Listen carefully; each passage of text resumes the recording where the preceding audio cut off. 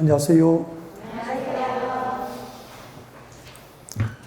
자, 이제 이론 강의도 막바지로 가고 있는 것 같습니다. 자, 이론 교재 오늘 주택구 진도 준비하시고요. 교재는 400페이지, 400페이지 진도를 준비하시면 됩니다.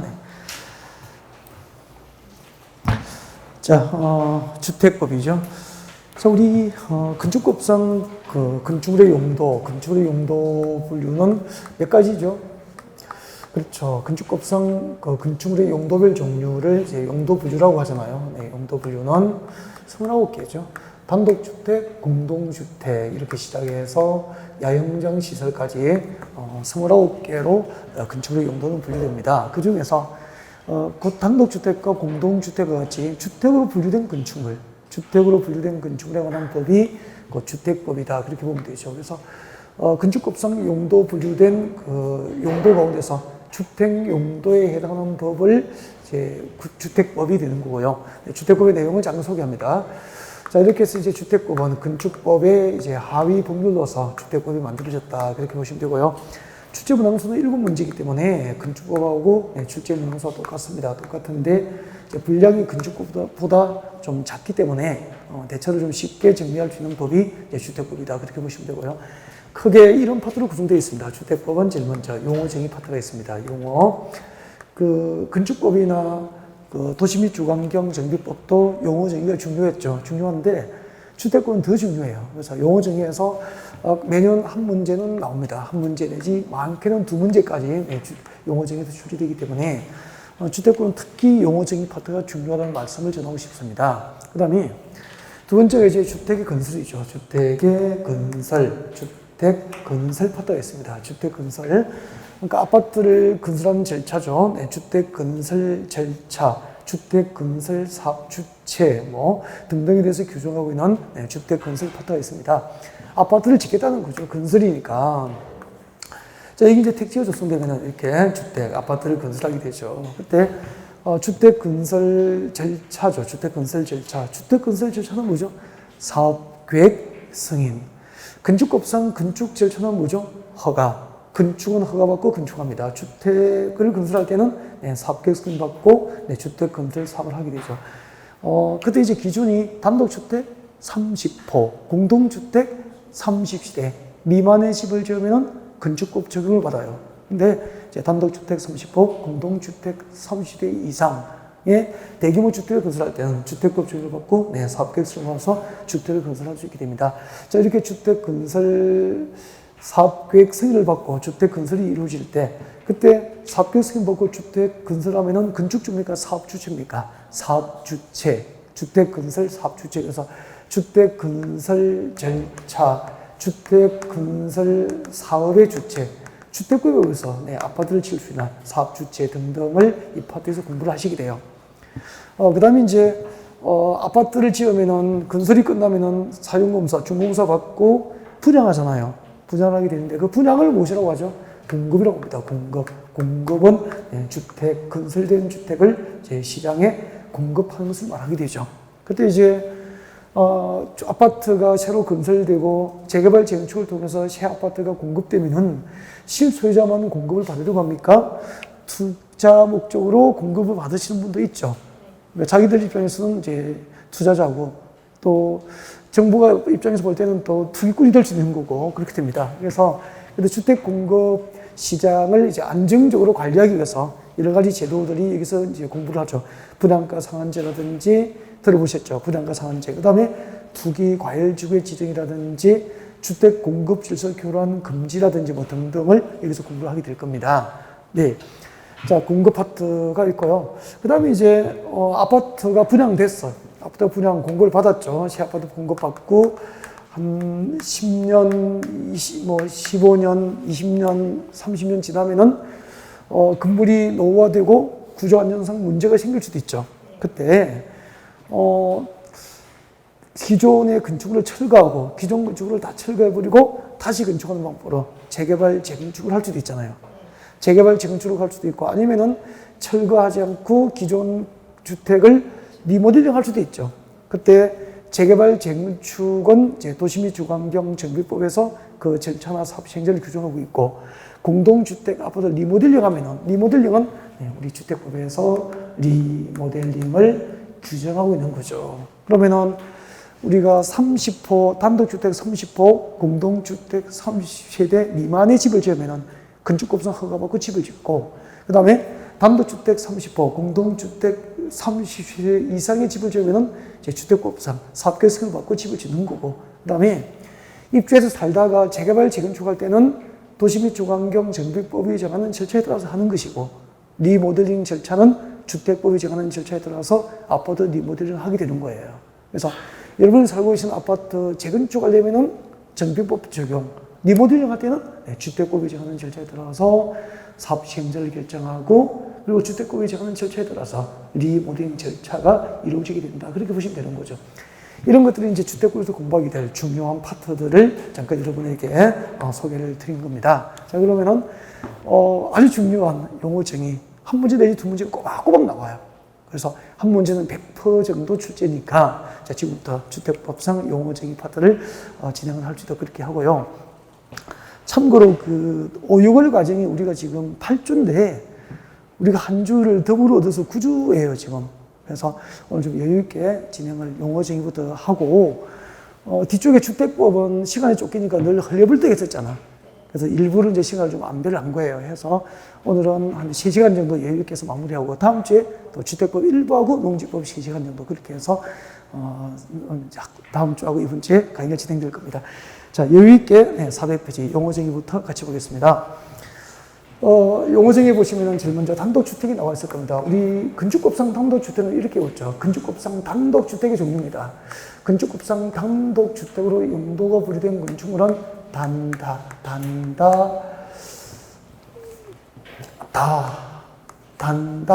다공 이렇게 옵니다. 건축법상 단독주택으로 용도가 분리된 건축물이죠. 첫 번째 단이 뭐죠?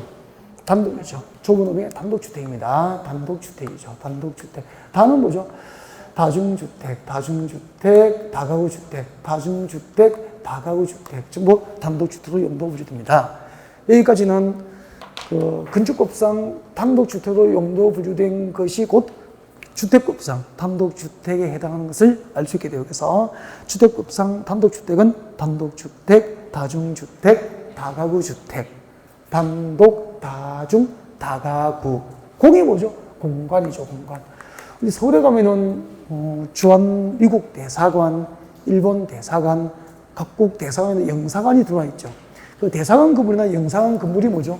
외국 공간이죠, 공간. 이 공간은 건축법상 용도는 뭐죠? 건축법상 용도는 단독주택으로 분류되지만 주택법상 단독주택에 해당하지 않는다는 거죠. 알겠죠? 그래서, 공간은, 외국 공간은 주택법상 주택에 해당하지 않죠. 이것도 시험 나온 적이 있습니다.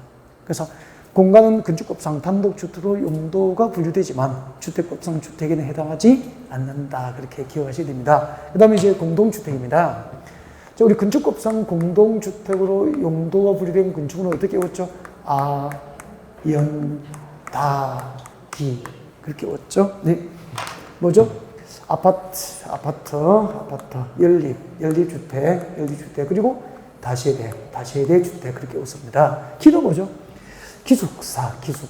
그래서 우리 기숙사는 건축법상 공동주택으로 용도가 분류되지만, 주택법상 공동주택에는 기숙사가 포함됩니까? 제외됩니까? 제외됩니다. 이 기숙사는 우리 주택법에서 무엇이 되는 거죠? 준주택으로 분류가 됩니다. 주택법상 준주택에 해당하게 됩니다. 건축법상 용도 분류는 공동주택이지만 주택법에 오면은 기숙사는 준주택으로 분류됩니다. 이런 것도 조심을 좀 하셔야 될 것 같고요. 여기서 아파트가 무엇인지 꼭 아셔야 됩니다. 그죠? 아파트는 주택으로 쓰는 층입니다. 주택으로 쓰는 층이 몇 개 층이죠? 5개층 이상. 그래서 주택으로 쓰이는 층수가 5개층 이상이면 아파트가 됩니다. 이게 법적인 개념이에요. 그럼 여러분이 살고 계시는 그 아파트는 주택으로 쓰이고 있는 층이 5개 층 이상 맞죠? 그래서 우리 주택법상 아파트라고 부르는 거예요. 네. 그 다음에 연립입니다. 연립과 다세대 주택이죠. 연립과 다세대 주택의 공통점은 전부 주택으로 쓰인 층이 몇 개 층입니까? 4개 층, 4개 층 이하. 주택으로 쓰인 층수가 4개 층 이하라는 점에서는 똑같죠. 주택으로 쓰인 층수가 4개 층 이하라는 점은 똑같은데, 한 개 동의 바닥 면적 합계, 동당 바닥 면적이죠. 한 개 동의 바닥 면적 합계, 바닥 면적 합계가 660제곱미터, 660제곱미터를 초과하면은 연립. 한 개 동의 바닥 면적 합계가 660제곱미터 이하이면은 다시대, 그렇게 되는 거죠. 그래서 다시대 주택과 연립주택 주택, 다시대 주택과 연립주택을 분류하는 기준은 동당 한 개 동의 바닥 면적 합계, 동별 바닥 면적 합계로 구분되는 거죠. 공통점은 주택으로 쓰인 층수가 4개 층 이하는 점에서 동일하다, 그렇게 보면 되고요. 아파트하고 연립 다시대 주택은 무엇으로 구분되는 겁니까? 층수로 구분됩니다. 아파트하고 연립주택 그리고 다시대 주택은 층수로 구분된다는 것을 알 수 있게 됩니다. 가장 기본적인 사항에 대해서 잠깐 복습을 해드린 거고요. 그 다음에 이제 근로입니다. 근로면은 401페이지 보면은 시험에 너무 자주 나오는 거잖아요. 진짜 자주 나와요. 그래서 국민주택은 너무 중요하죠. 국민주택. 주택법상 국민주택이 무엇일까? 정확하게 하셔야 됩니다. 지금 거기 박산에 보시면 주택법상 국민주택 박산에 보시면 몇 개가 있죠? 2개. 동그라미 1번하고 2번이 있습니다. 동그라미 1번과 2번에 모두 해당이 됩니까? 동그라미 1번과 2번 중 둘 중 하나입니까? 둘 중 하나예요. 동그라미 1번과 2번 중 하나에 해당하는 주택으로서 중요한 것은 이제 제일 끝에 그 규모가 국민주택 규모 이하여야 된다는 거죠. 동그라미 1번에 해당하고 국민주택 규모 이하이면은 뭐죠? 국민주택. 동그라미 2번에 해당하고 국민주택 규모 이하이면은 국민주택. 그렇게 되는 거예요. 이해가 됐죠? 이 동그라미 1번과 2번을 정확하게 하셔야 된다니까. 진짜 정확하게. 법으로 정의된 대로 하지 않고 하면은 여러분 시험지 받으면 쏘가서 넘어가게 되죠. 동그라미 1번 같이 볼까요? 국가부터 시작합니다. 국가등이죠. 국가등 공공사업주체죠. 그래서 국가등 공공사업주체. 근데 국가등이 누구죠? 국가, 지방자치단체, 한국토지대공사, 지방공사. 그러면은 국가등 공공사업주체가 건설한 주택으로서 국민주택 규모 이하에 해당하면은 무엇이 되는 겁니까?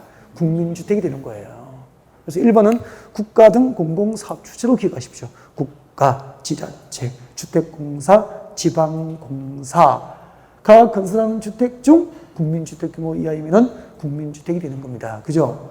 그 다음에 두 번째 봅니다. 동그라미 2번은 국가 또는 지방자치단체의 재정 동의, 재정의 핵심 재정. 국가나 지방자치단체의 재정이죠, 재정. 이 재정이 핵심이에요, 재정. 그게 국가나 지자체를 오는 게 아니고 국가나 지자체의 재정을 통한 재정 또는 주택도시기금법상 주택도시기금 동그라미 하십시오. 주택도시기금. 그럼 재정과 기금은 둘 다 공통점은 돈이잖아, 돈. 그러니까 국가나 지방자치단체의 돈, 주택도시기금으로 조성된 돈, 이 돈으로 건설 개량된 주택 중 그 규모가 국민주택 규모 이하이면은 국민주택이 되는 거예요. 그래서 재정 또는 기금을 외워야 되는 거예요. 알겠죠? 그러면은 이제 국민주택의 개념도 정확하게 정의가 됐죠. 그리고 이제 국민주택이 되려면 아까 국가 등이 건설한 주택 또는 그 국가나 자치단체의 재정이나 주택도시기금으로 건설 개량되는 주택 중 그 규모가 국민주택 규모 이하에 해당이 되잖아요. 그때 국민주택 규모 이하가 무엇일까? 얼마일까라는 거죠. 우리 알고 있죠? 국민주택 규모는 주거전용 면적 1호 또는 1세대당 주거전용 면적 기준 얼마죠? 85제곱미터 이하, 85제곱미터 이하를 국민주택 규모로 함이 원칙인데 예외가 있어요. 예외. 수도권이 아닌 도시적 밖의 읍면적은 얼마죠? 100제곱미터, 100제곱미터 이하까지 국민주택 규모로 허용을 하게 됩니다. 그리고 민영주택도 발표하십시오. 민영주택이 무엇입니까? 라고 하면은 그냥 민간건설사업주체가 건설한 주택은 민영주택이다. 틀려요. 민간건설사업주체가 건설했다고 민영주택이 되는 게 아니다 이 말이에요. 근데 보통 그렇게 출제하면은 쏘가버려요. 정확하게 법적으로 해야 되는 거야. 그래서 주택급상 민영주택이란 국민주택이죠. 국민주택을 포함합니까? 제외입니까? 제외. 국민주택을 제외한 주택은 주택법상 민영주택이 되는 거예요. 그래서 주택법상 민영주택이란 국민주택을 제외한 주택이다라고 해야 되지. 혹시 주택법상 민간건설 사업주체가 건설한 주택은 이 법상 민영주택이다. 그런 표현에 쏘시면 안 돼요. 네. 그 다음에 이제 기타주택. 기타주택은 준주택만 체크하겠습니다. 준주택 별표하시고요. 준주택은 종류를 외워야 됩니다. 준주택은 종류를 꼭 암기하셔야 됩니다. 준주택은 종류를 암기하시고. 그러니까 주택입니까? 준주택입니까? 준주택. 준주택. 준주택은 본래는 주택입니까? 아닙니까? 주택이 아니에요. 주택이 아닌데 주거 용도로 사실상 쓰이고 있는 건물이 있다 이 말이에요. 본래는 주택이 아닌데, 주택법상 주택이 아닌데 사실상 주거 용도로 사용하는 주택 사용하면서 다음에 해당하면 되죠. 다중생활시설, 기숙사, 노인복지주택, 오피스텔. 여러분, 오피스텔은 건축법상 용도 분류가 업무시설이에요. 건축법상 용도 분류가 업무시설이고 주택법상 주택이 아니에요. 근데 오피스텔은 실제로 주거 용도로 사용되는 경우가 많죠. 대부분이죠, 뭐. 그래서 오피스텔은 주택법상 주택입니까? 아닙니까? 아니고 준주택이라고 합니다. 주택이 아닌 건축물인데 사실상 주택으로 쓰이고 있는 건축물 중에서 기숙사, 노인복지주택, 오피스텔, 다중생활시설을 준주택이라고 하고 준주택은 종류를 꼭 암기해요. 종류를 암기하셔야 됩니다. 첫 글자 머리 글자 동그라미에서 이렇게 웃을 겁니다. 기다노 맞잖아. 그죠? 기다노 그렇게 했었죠. 기다노 얼씨구나 절씨구나 기다노 이렇게 했었죠. 뭐죠? 죄송해요. 기숙사, 다중생활시설, 노인복지주택, 오피스텔 그렇게 합니다. 기다노 그렇게 오십시오. 이거 종류를 가지고 정답을 결정하는 문제가 최근 한 2문제 정도 출제가 자주 나오기 때문에 그 종류 꼭 암기를 하시두시면 됩니다. 나머지 에너지 절약형 친환경 주택부터 장소민 주택은 참고하십시오. 참고하시고요. 출제와는 비교적 거리가 멀다라고 보면 됩니다. 그 다음에 넘어가셔서 임대주택도 개념을 별도로 물어보는 그런 문제는 나오지 않죠. 토지 임대부 분양주택입니다. 토지 임대부 분양주택은 여러분 옛날에 반값주택을 들어보셨습니까? 반값주택이라고. 우리 대통령 선거하면은 후보들이 아파트 반값으로 공급하겠다고 공약한 기억이 날 거예요. 반값 아파트. 실제로 되면 좋죠. 되면 좋은데 그 반값 아파트를 법으로 만든 게 뭐죠? 토지 임대부 분양주택이에요. 그러니까 봐요. 땅은 아파트를 건설하는 시행자 같습니다. 시행자. 토지 소유권을 누가 간다고요? 사업시행자. 주택건설 사업시행자가 토지 소유권을 가져요. 땅은. 그러니까 주택공사가 아파트를 분양하잖아. 그러면은 대지 지분을 분양합니까? 토지 소유권은 주택공사가 갖습니까? 토지주택공사가 사업시행으로서 토지 소유권을 갖고 있고, 그게 이제 주택공사가 소유권을 갖고 있는 땅에다가 아파트를 짓는 거죠. 아파트를 지어서 이 건축물이 있죠. 구분소유권, 아파트. 이 아파트에 대한 소유권, 이 아파트에 대한 건축물에 대한 소유권은 누가 갖죠? 분양받는 자가 받는 거죠. 그러면은 아파트를 분양받았는데 건축물에 대한 구분 소유만 법상 가능하고 이 대지의 소유권은 분양을 하는 건설사, 주택공사가 그대로 갖는 거죠. 그러니까 땅값이 분양가에 포함돼 안 돼? 안 되고 아파트만, 건물만 분양받으니까 땅값이 포함 안 돼 있잖아요. 그래서 이제 반값으로 아파트를 공급할 수 있다라고 해서 만든 게 이거예요. 근데 그럼 생각해봐요. 너무 좋아요. 너무 좋은데 이게 성공했습니까? 실패한 제도입니까? 지금 반값 아파트가 시중에 공급되지 않고요. 그 다음에 이걸 처음에 시도를 했는데 우리나라 사람들은 내 땅이 아닌 것에 아파트만 구분 소유하고 그러면 제세로 아파트 값이 올라요, 안 올라요? 주변에 일반 분양 아파트는 아파트 값이 천정부지로 오르는데 내 아파트는 오르지 않는 거야. 그러니까 거주 목적 플러스 재택 그 목적이 부과가 돼야 되는데 안 되는 거죠. 그러니까 사람들이 분양을 받지 않더라는 거예요. 그래서 실패한 정책이에요. 그래서 이런 정책이 있다는 건 아시고 실패한 정책을 시험 내지는 않더라고요. 그래서 출제는 거의 되지 않는다라고 보시면 되면 알겠죠? 그래서 왜 아파트가 반값 아파트가 되는지 알겠죠? 토지 소유권은 공유 지분을 등기해줍니까? 시행해서 갔습니까? 시행사가 갖고 건물 구분 등기만 일반에게 분양한다라고 생각하시면 돼요. 그게 토지 임대부 분양주택입니다. 알겠죠? 그러니까 토지는 임대하는 거죠. 그 다음 내려와요. 도시생활주택. 너무 중요하잖아요. 얼마나 시험 많이 나왔다고. 도시생활주택은 초토화 시켜버려야지 뭐. 도시생활주택 요건이 3개가 있어. 3개. 밑줄 거부터 같이 읽어요. 300세대 미만 줄 거고 동그라미 1번. 국민주택 규모에 해당 줄 것이고 동그라미 2번. 그리고 어디에 건설? 그 밑에 줄 어디에? 도시지역 건설. 이 3개의 요건을 모두 갖추면 뭐죠? 도시형 생활주택이 됩니다. 3개를 외워야 됩니다. 도시형 생활주택이 뭐죠? 300세대 미만일 것, 국민주택 규모에 해당할 것, 그리고 도시지역에 건설할 것. 그러면은 잠깐만요. 관리적, 농림적, 자연환경 보조지역은 도시적 밖이잖아. 도시적 밖에는 법적으로 도시형 생활주택이 존재할 수 있어 없어? 없는 거죠. 3가지 요건을 갖춰야 됩니다. 300세대 미만일 것, 국민주택 규모에 해당할 것, 도시지역에 건설되는 주택을 도시형 생활주택이라고 하고, 그 도시형 생활주택은 몇 개가 있죠? 종류가 3개가 있습니다. 원룸형 주택, 원룸형 주택. 원룸형 주택은 잠깐만요. 원룸형 주택은 대지 안에 주택이 몇 개 있을까요? 1개.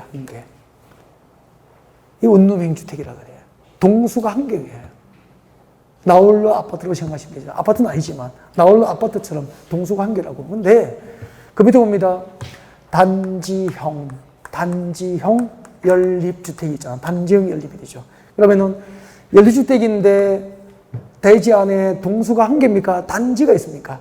단지니까 동수가 1개입니까? 2개 이상입니까? 2개 이상. 101동, 102동, 100성. 그러니까 연립주택 단지를 말하는 거야. 단지를 형성하고 있는 연립주택, 그런 뜻이에요, 이게. 그러면은 연립주택인데 원룸형 주택을 제외한 연립주택은 전부 뭐죠? 단지를 형성하고 있잖아. 단지형 연립주택이 되는 거라고. 개념이 이해가 되죠? 원룸형 주택을 제외한 연립주택이 뭐죠? 단지를 형성하고 있는 연립주택이 되는 거죠. 그러면은 원룸형 주택을 제외한 다시대 주택은 뭐죠? 단지형 다시대 주택. 그러니까 다시대 주택인데 1개 동이 있습니까? 단지를 형성하고 있습니까?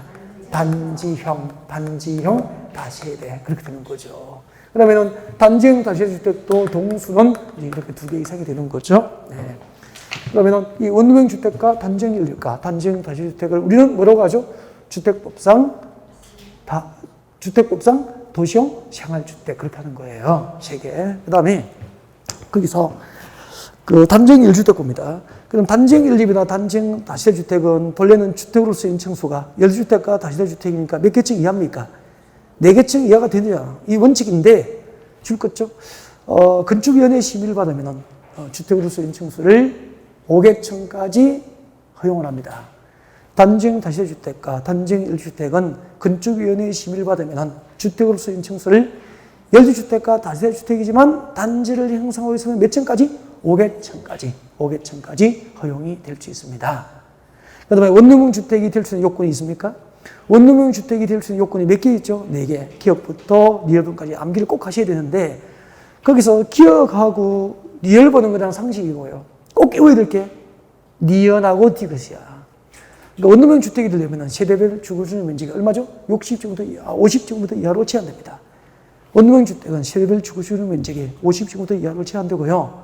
그 다음에 원룸형 주택이니까 니은번 봐요. 욕실과 보일러실을 제외한 부분을 하나의 공간으로 구성하게 맞는 거죠. 욕실과 보일러실을 제외한 부분은 하나의 공간으로 구성하니까 원룸이에요. 근데 그 다음에 줄 거예요. 주거주택 면적 30제곱미터 이상인 경우에는 원룸형 주택인데 방을 몇 개를 구성할 수 있죠? 2개. 그래서 투룸이 되는 거예요. 투룸. 그리고 원룸형 주택인데 투룸으로 분양하려면은 주거주택 면적이 얼마 이상입니까? 30제곱미터 이상이면은 투룸으로 구성이 법상 가능하게 되는 거죠. 그 다음에 동그라미 2번 내려옵니다. 하나의 건축물에는 도시생활주택과 거박의 주택이 함께 건축할 수 있다, 없다? 없다. 하나의 건축물에 도시생활주택과 거박의 주택은 함께 건축이 제한됩니다. 네. 그리고 단지를 형성하고 있는 1주택하고 단지를 형성하고 있는 다시대 주택 단지, 1주택 단지나 다시대 주택 단지에 원룸형 주택을 함께 건축할 수 있다, 없다? 없다. 그러니까 1주택 단지 안에 원룸 못 짓는다 이 말이에요. 당연한 거 아닙니까? 다시대 주택 안에 원룸형 주택을 지을 수 있습니까? 없다는 거예요. 그렇게 생각하시면 쉽잖아. 그 다음에 내려와요. 근데 기억 공부입니다. 원룸형 주택과 그 밖의 주택 한 세대를 함께 건축하는 것은 허용이 됩니다. 잠깐만요. 이게 대지 안에 동수가 하나예요. 그러면 단지형입니까? 원룸입니까? 원룸형 주택이 되는 거잖아. 원룸형 주택인데 1점부터 3점까지는 네, 이거 일반에게 분양합니다. 원룸으로 분양하죠. 원투룸으로 분양합니다. 제일 마지막에 4층이나 5층에 4층에 주인집 있죠. 그러니까 원룸형 주택하고 그죠? 원룸형 주택이 아닌 주택 하나하고 함께 건축이 가능하죠. 이걸 말하는 거예요. 원룸의 주인집이 있잖아요. 그래서 한번 보십시오. 원룸형 주택과 그 밖의 주택 한 세대는 함께 건축할 수 있다, 없다? 있다. 네, 그때 한 세대가 뭐라고 되어 있습니까? 원룸 위에 제일 꼭대기층에 주인집을 말하는 거예요. 그 다음에 준주거지역과 상업지역에서 원룸형 주택과 도시생활주택 외 주택을 함께 건축하는 것도 허용이 됩니다. 그래서 기업과 니은은 예외적으로 허용되는 경우죠. 네, 기억하셨으면 좋겠습니다. 그 다음에 오른쪽으로 갑니다. 용어적이 계속되죠. 공공택지 별표예요. 공공택지. 이 공공택지도 시험에 나오는데 너무 쉬워요. 같이 볼까요? 다음 중 한 개에 해당하는 공공사업. 공공사업이 몇 개 있습니까? 다음 중 한 개에 해당하는 공공사업이 몇 개죠? 10개. 그 10개의 공공사업으로 개발 조성되는 공동주택 건설 용지를 뭐라고 합니까? 공공택지라 그래요. 그 10개의 공공사업, 동그라미 1번부터 10번에 해당하는 공공사업으로 개발되고 조성되는 공동주택 건설 용지를 공공택지라고 하는데 쉬운 게 5번, 6번만 별표하면 돼요. 5번, 6번만. 여기는 5번, 6번이 아니면 정답을 결정하게 문제를 만들기가 쉽지 않죠. 5번, 6번만 딱 묶어서 별표해 주시면 됩니다. 5번이 뭐죠? 무슨 사업이죠? 도시개발 사업. 6번이 뭐죠? 경제자유구역 개발 사업이죠. 경제자유구역 개발 사업이에요. 근데 이제 도시개발 사업과 경제자유구역 개발 사업으로 조성된 공동주택 건설 용지가 주택법상 공공택지가 되려면은 전부 가로안해 보십시오. 수용 방식입니까? 환지 방식입니까? 수용 방식으로 도시개발 사업을 해서 조성된 공동주택 건설 용지, 수용 방식으로 경제자유구역 개발 사업을 해서 조성된 공동주택 건설 용지만 주택법상 공공택지가 될 수 있는 거예요. 알겠죠? 그러면은 환지 방식으로 도시개발 사업으로 환지 방식에 의한 도시개발 사업과 경제자유구역 개발 사업으로 조성된 공동주택 건설 용지는 주택법상 공공택지가 될 수 없다는 거죠. 왜냐하면은 잠깐만 우리 도시개발법 다 배웠잖아요. 한번 봐요. 도시개발 사업 전 토지는 농지나 임야가 대부분이라고 종전 토지라 그러잖아요. 그죠? 그러면 도시개발하기 전에 농지나 임야 있는 상태를 신도시로 개발하면은 농지나 임야가 뭐로 조성됩니까? 택지나 상가 용지 등으로 조성이 되잖아요. 이걸 환지 방식으로 했어. 환지 방식으로 하면은 새로 조성된 토지를 주택법상 공공택지로 가져다 써야 됩니까? 종전 토지 소유자에게 환지 처분해 줘야 됩니까? 종전 토지 소유자들에게 조성된 택지 등을 환지 처분해 줘야 되잖아요. 주택법상 공공택지로 가져다가 못 쓰는 거예요. 그래서 경제자유구역 개발 사업과 도시개발 사업이 무슨 방식이죠? 수용 방식으로 조성된 공동주택 건설 용지일 때만 주택법상 공공택지로 가져다 쓸 수가 있다는 거죠. 그래서 앞으로 공공택지 딱 놓으면 머릿속에 무슨 방식? 수용 방식의 하남. 도시개발사업과 경제자유구역개발사업은 수용 방식으로 조성된 공동주택 건설 용지만 주택법상 공공택지가 될 수 있다. 그런 얘기입니다. 이런 거 이해하면은 나머지 10개를 외울 필요가 없잖아. 너무 좋죠. 그리고 우리는 이제 환지 방식의 개념을 알고 있기 때문에 여러분은 지금 스펀지가 물을 이렇게 이제 빨듯이 막 지금 흡수를 그죠? 하고 있는 거죠. 그렇게 흡수가 되고 있죠. 자유단지로 시고 주택단지 들어옵니다. 주택단지도 시험 잘 나와요. 잘 나오는데 생각보다 잘 나와요. 그래서 꼭 암기하고 들어가야 되는데 두 번째 줄거 대비 줄 거예요. 다음 시설로 분리된 토지는 다음 시설이 몇 개 있습니까? 4개. 동그라미 1번부터 4번의 시설로 분리된 토지는 주택법상 하나의 주택단지를 봅니까? 각각 별개의 주택단지를 봅니까? 각각 별개의 주택단지를 본다 이 말이에요. 거기서는 두 가지만 딱 기억하면 돼요. 두 가지만. 1번하고 4번은 상식이에요. 네, 그래서 4번 대통령으로 정하는 시설을 상식인데 찾아볼 필요는 없다 이 말이에요. 알겠죠? 그럼 거기서 뭐죠? 2번, 3번을 구별해서 암기하면 끝장이에요. 2번과 3번을 구별해서 암기하면 수험 준비 끝이에요. 시험에 자주 나와요. 그래서 고개를 잠깐만 들면은 2번, 3번 설명드릴게요. 한번 보세요.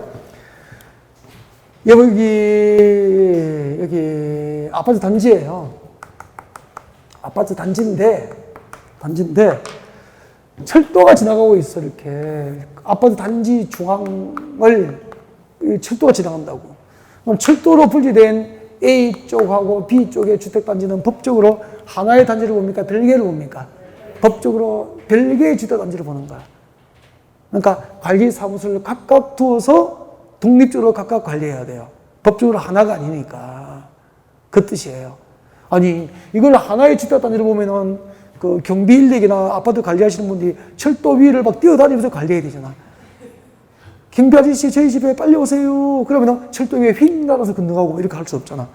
그래서 이것은 관리사무소를 따로 두어서 독립적으로 관리를 안전하게 할 수 있도록 법적으로 별개의 단지를 본다 이 말이에요. 이제 이해가 됐죠? 그러면 철도, 고속도로, 일반국도, 자동차 전용도로 분리되면 상식적으로 법적으로 별개의 단지를 본다 이 말이에요. 단, 이것만 외우면 된다니까. 이 아파트 단지를 가로지르는 이 도로가 일반 도로면은 폭 몇 미터? 폭 몇 미터? 일반 도로는 폭 얼마? 20. 그러니까 일반 도로는 20m를 꼭 외우시라고. 일반 도로는 폭 20m 이상 도로로 분리되면은 별개의 단지를 보는 거야. 근데 이 도로가 법적으로 일반 도로인데 15m 일반 도로로 분리됐어. 그럼 20m 이상이 아니잖아. 15m 일반 도로로 분리되면 A 쪽과 B 쪽은 법적으로 하나의 단지를 보는 거야. 일반 도로는 왜요? 폭 얼마? 20m 이상으로 분리되어야 별개의 단지를 보니까. 근데 개념 이해가 되죠? 그리고 이게 예정도로예요, 예정도로. 해남상 도로입니까? 도시계획 도면에 예정도로로 고시되어 있습니까? 해남상 도로는 뭔데 예정도로로 고시가 되어 있다 이 말이야. 예정도로는 폭 얼마?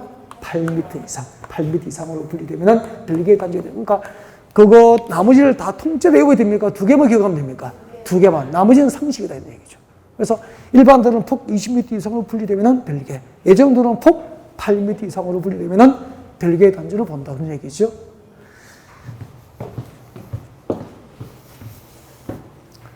사업주체, 주택법상 사업주체가 되죠. 주택법상 사업주체는 잠시 뒤에 다시 해요. 네, 잠시 뒤에 다시 하기로 하고, 주택조합도 잠시 뒤에 다시 해요. 잠시 뒤에 다시 하고, 그래서 책장 넘겨줍니다. 넘겨서, 리모델링 오십시오. 리모델링 찾으셨나요? 리모델링을 발표를 하는데, 그 교재를 보면 힘들걸. 교재 보시니 힘들고 복잡하죠. 저는 교재를 보는 순간 보기 싫어 그냥. 쳐다보는 순간 그 용어 정의가 너무 질리는 거야. 그래서 책 보고 진리하시든지 아니면 저를 보고 기분 좋아하시든지 고개를 드시면 되죠.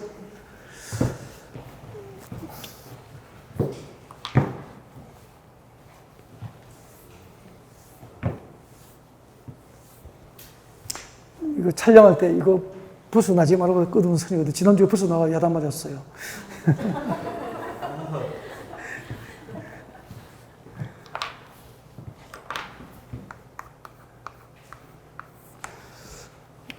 뭐로 왔죠? 리모델링. 주택곱성 리모델링은 통째로 외우십시오. 몇 가지 방법이 있죠? 주택곱성을 리모델링은 두 가지 방법이 있어요. 무슨 리모델링 있죠? 대수선하는 방법으로 리모델링 할 수 있어요. 그래서 대수선 리모가 있어요. 일단 이거 외워야 되죠. 주택곱성 리모델링 방법은 대수선 리모델링이 있다. 대수선하는 방법으로 리모델링 할 수 있다. 그 다음에 또 하나는 정축. 너무 좋습니다. 정축 리모델링이 있습니다. 그래서 주택곱성 리모델링은 대수선 리모델링과 정축 리모델링이 있다. 아파트 사용검사 받고 입주하는 거 맞죠? 사용검사 또는 건축법상 사용 승인 후 입주하고 몇 년 지나야 되죠? 15년 경과. 15년 경과면은 죄송합니다. 대수선 몇 년? 10년. 10년 경과면은 무슨 리모델링 할 수 있죠? 대수선 리모델링을 할 수 있게 돼요. 그러니까 아파트 입주하고 10년 지나면은 대수선 방법으로 리모델링 할 수 있다고 보면 돼요. 근데 정축 리모델링 하려면 몇 년 경과해야 됩니까? 15년 경과 그렇게 되는 거예요. 그러면은 여러분 아파트 입주하고 최소 10년만 지나면은 대수선 방법으로 리모델링 할 수 있어요. 그러니까 이때는 정축을 못하니까 그 내력벽 이런 거 철거하고 거실을 넓힌다든지 이렇게는 할 수 있어 없어? 없고 바닥재 바꾸고 천정재 바꾸고 벽지 바꾸고 주방 바꾸고 이런 건 가능해요. 대수선 리모델링 할 수 있어요.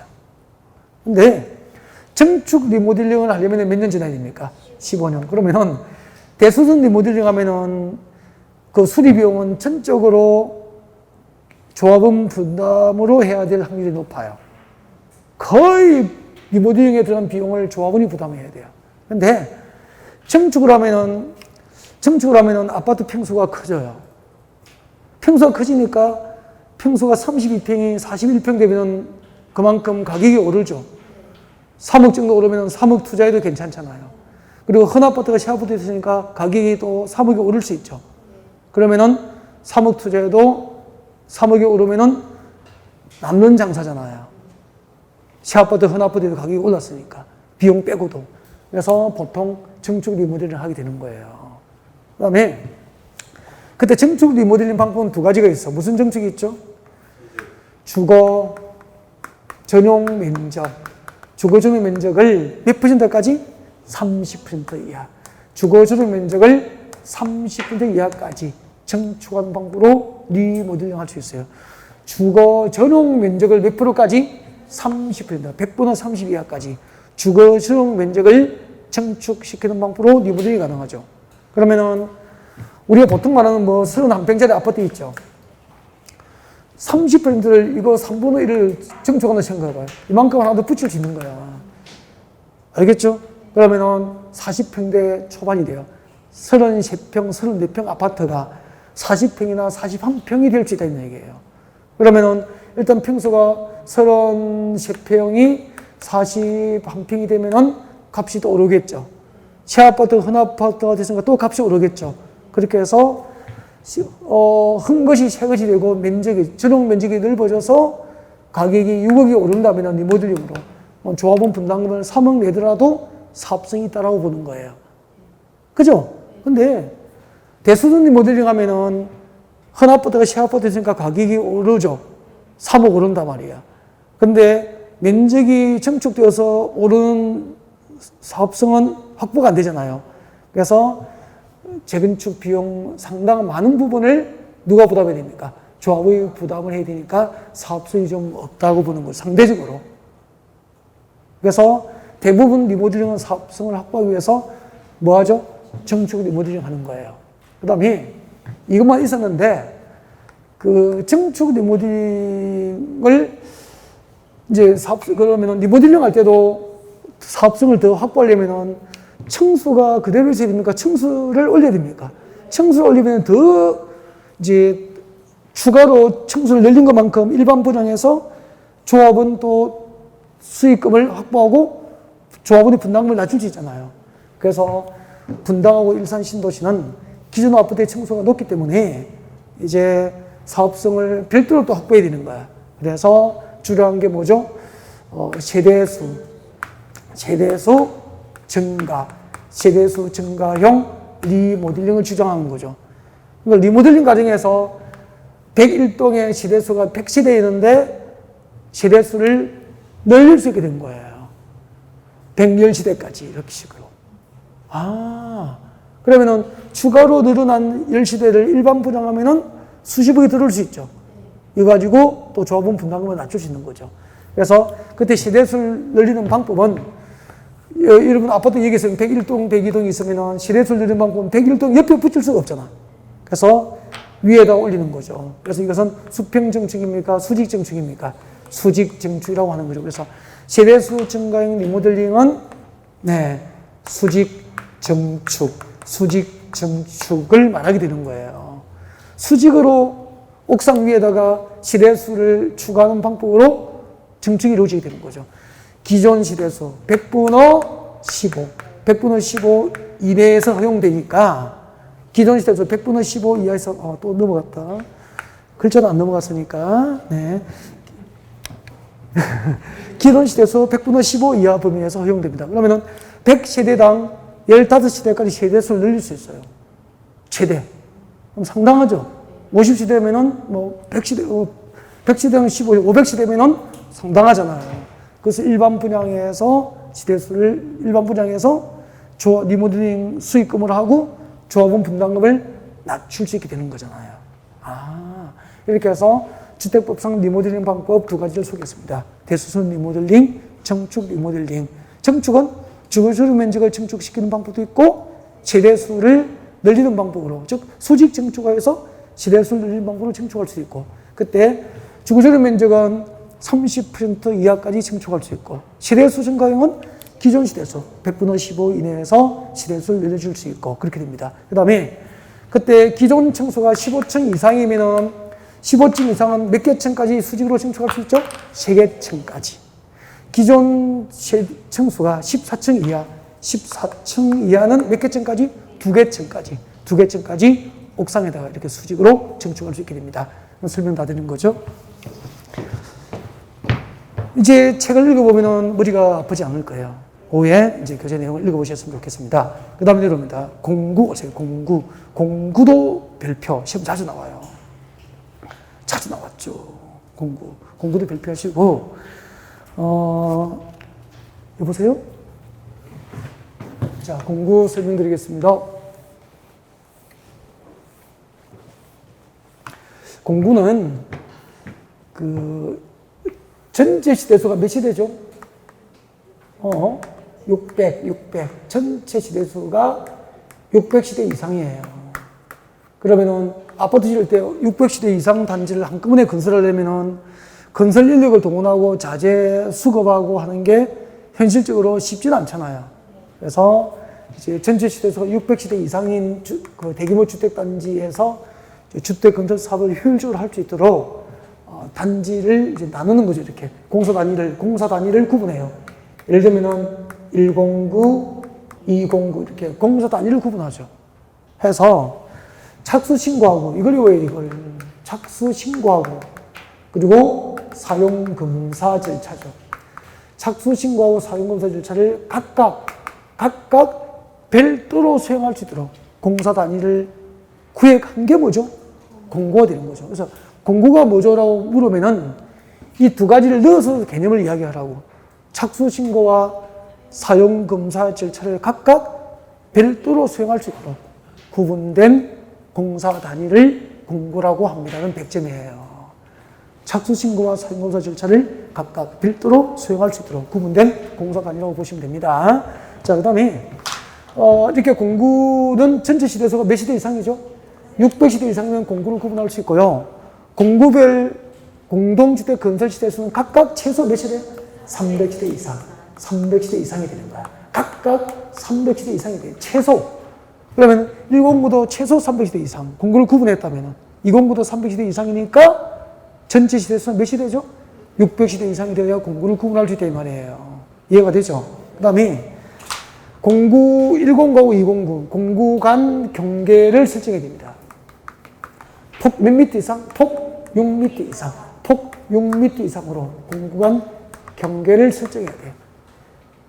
뭐, 여기 조경을 해서 경계를 설정할 수도 있고, 또 뭐, 담장을 쌓을 수도 있고, 도로를 만들 수도 있고, 해서 폭 6m 이상 폭으로 공구 간 경계를 설정합니다. 그리고 이제 공구를 구분했을 때 보통 1공부터 공사를 시작하겠죠. 자, 공구별로 분할해서 주택을 건설할 때 최초로 공사를 진행하는 1공구는 사업계획 승인받고 몇 년 내에 착수해야 됩니까? 5년 내 착수 신고를 해야 돼. 그리고 최초로 공사를 진행하는 공구 1공구잖아요. 최초로 공사를 진행하는 공구 외의 공구는 몇 공구죠? 2공구. 최초로 공사를 진행하는 공구 외의 공구는 해당 주택단지에 대한 최초 착수 신고일로부터 몇 년이죠? 2년. 2년 내에 착수 신고를 해야 돼요. 중요한 것은 첫 번째 최초로 공사를 진행하는 1공구는 사업계획 승인받고 5년 내에 착수해야 되는데 5년 내에 착수를 하지 않으면 사업계획 승인을 취소할 수 있다 없다? 있다. 사업계획 승인을 취소할 수 있어. 근데 최초로 진행하는 공구 외의 공구는 해당 주택단지에 대한 최초 착수 신고로부터 2년 내에 착수해야 되죠. 이때는 2년 내에 착수를 하지 않더라도 사업계획 승인 취소 대상입니까? 제외입니까? 제외. 왜냐하면은 이미 1공구는 아파트 짓고 있죠. 그런데 어떻게 사업계획 승인을 취소할 수 있어요? 할 수 없죠. 그 얘기예요. 여기까지 하면 공구는 완벽하게 준비된 것 같고요. 그 밑에 부대시설, 복리시설, 간선시설. 부대시설, 복리시설, 간선시설은 그 종류를 암기해야 돼요. 종류 암기 적어요. 종류를 암기합니다. 종류를 암기하죠. 알겠죠? 네. 종류를 꼭 암기하셔야 되고, 그 다음에 내려옵니다. 오른쪽으로 옵니다. 세대 구분형 공동주택. 세대 구분형 공동주택도 별표를 하셔야 되는데, 여러분이 첫 번째 해드릴 게 뭐냐면은, 동그라미 1번과 2번을 구별해야 돼요. 동그라미 1번과 2번을 묶어서 구별할, 그러니까 비교 암기. 비교 암기라고 적으세요. 비교 암기 하셔야 돼요. 비교해서 암기해야 됩니다. 이거 혼동하면 안 돼. 그래서 일단 세대 구분형 공동주택이 무엇인지 설명을 잠깐 드리고 싶습니다. 앞에 봐 주십시오.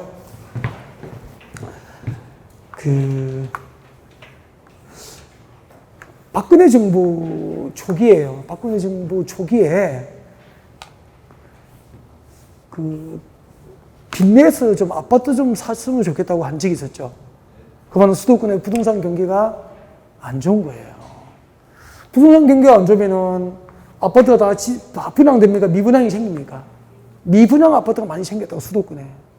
그러면 아파트가 미분양되면은 건설회사는 아파트를 더 이상 지을 수 없잖아요. 그럼 건설회사는 아파트를 지어서 시장에 공급을 못하니까 미분양되니까.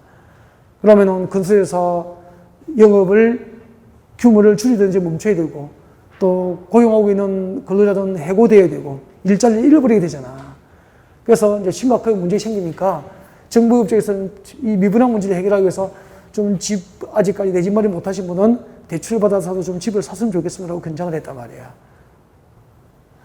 부동산 시장은 그렇게 바뀌는 거예요. 그렇게 했는데 또 금방 또 아파트까지 올라서 못 살게 만들잖아. 또 이렇게 되잖아. 시장은 이렇게 살아있기 때문에 계속 이렇게 움직이는 것 같아. 그죠? 춤추고 있죠. 근데 만약에 24평이 미분양 생기면은 전세주택이나 임대주택 전환이 쉬워. 평소 작으니까. 근데 이런 50평 아파트, 60평 아파트 이거 미분양 생기면은 이걸 전세주택이나 임대주택으로 전환을 할 수 없잖아. 50평 아파트를 누가 임대를 사냐고.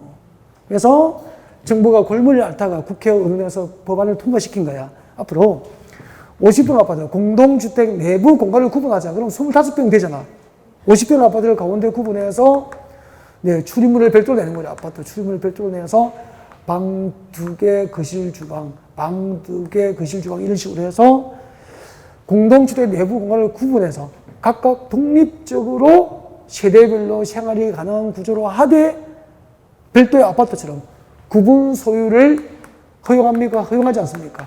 부분 소유를 허용하지 않는 주택을 세대 구분형 공동주택이라고 그래요. 그러니까 공동주택 내부 공간을 구분해서 세대별로 독립적인 주거는 가능하지만 구분 소유를 할 수 없는 주택을 세대 구분형 공동주택으로 했다 이 말입니다. 아까 입법 취지는 뭐죠? 수도권의 대형 아파트 미분양 문제 해결을 위해서 도입된 제도라는 얘기예요. 저는 그 과정은 아니니까 이런 얘기를 해줄 수 있는 거죠. 근데 그 종류가 두 가지가 있어. 동그라미 1번하고 2번 있는 거야. 동그라미 1번 보시라고 이제. 주택법상 사업계획서를 받아서, 주택법이잖아. 주택법상 사업계획서를 받아 건설된 공동주택이 세대 구분형 공동주택이 될 수 있는 요건이 몇 개입니까? 4개. 동그라미 2번 해봐요. 주택법이 아니고 공동주택관리법상 행위허가를 받거나 신고하고 건설된 공동주택이 세대 구분형 공동주택이 될 수 있는 요건이 또 4개가 있잖아. 이걸 구분해야 되는 거야. 사업계획서를 얻어서 건설된 공동주택이 세대 구분형 공동주택이 될 수 있는 요건, D급번 봐요, D급번. 세대 구분형 공동주택의 시대수가 주택단지 안에 공동주택 전체 시대수에 얼마를 넘을 수 없다? 3분의 1을 넘지 않는 범위 안에서 세대 구분이 허용됩니다. 전체 시대수 3분의 1을 넘지 않는 범위 안에서 세대 구분을 허용한다 그 말이에요. 그리고 2번 세대별로 구분된 각각의 공간 주거전용 면적 합계가 세대 구분형 공동주택의 주거전용 면적 합계가 주택단지 전체 주거전용 면적 합계에 얼마를 넘을 수 없다? 3분의 1을 넘을 수 없다. 그래서 디귿, 리얼은 모두 3분의 1을 넘을 수 없다 이 말이야. 수치가 이리와요. 공동주택관리법상 행위허가를 받거나 신고하고 설치하는 공동주택의 경우 세대 구분형 공동주택의 요건이 있습니다. 기억번 중요 표시하죠. 구분된 공간의 시대수는 기존 시대수를 포함해서 몇 시대 이하? 2시대 이하. 여러분 잠깐만요. 아까 50평 아파트를 구분하니까 2개의 시대가 됐잖아. 근데 60평 아파트를 세대를 구분해서 20평씩 이렇게 해서 구분된 시대수가 3시대잖아. 이렇게 세대 구분을 할 수 있어? 없어? 없어. 구분된 시대수가 최대 2개의 세대 이하에 된다 이 말입니다. 이해가 됐죠? 그거 하나 외우고 그 다음에 D급번 외우면 되잖아.